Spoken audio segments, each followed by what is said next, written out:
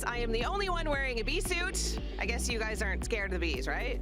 Right. Okay. I'm not scared of the bees either, but I thought it was really good for TV. But I am in front of bees, and yes, I am at HOPA. We'll talk about that relationship in a few moments, but first, I want to talk to Luke about Humble Bee. Tell me a little bit about the business.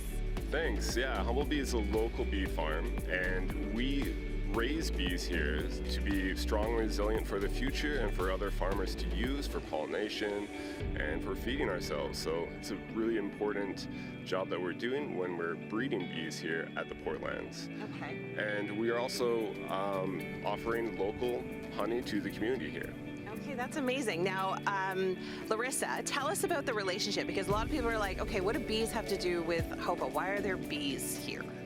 Yeah, we are here at Pier 15 at Sherman Inlet, which is the last remaining natural inlet on the southern shore of Hamilton Harbor, all of the rest of those lands having been filled in by industry over the years. And so this is a really neat sort of wild space within the industrial landscape. And we undertook a restoration project here not too long ago to restore the shoreline of Sherman Inlet and plant native plants here, and it's attracted all kinds of wildlife. And one of the things we did was to strike a partnership with Humble Bee so that we would have pollinators here to, sort of complete that biodiversity and support pollinators in our community in the North End. And you've got all sorts of animals here now. Yeah, absolutely.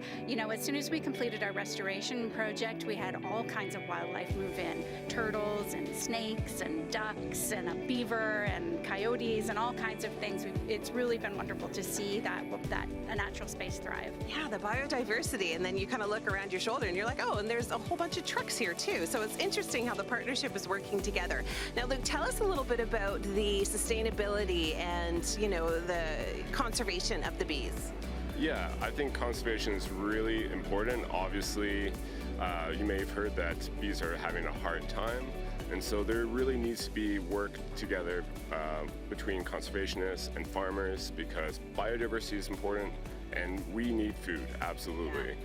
So not only do we have our own honeybee breeding program, so there can be strong bees for the future, but we also support like Wildlife Preservation Canada's bumblebee breeding program, and it's all for the same efforts of having healthy bees in the future.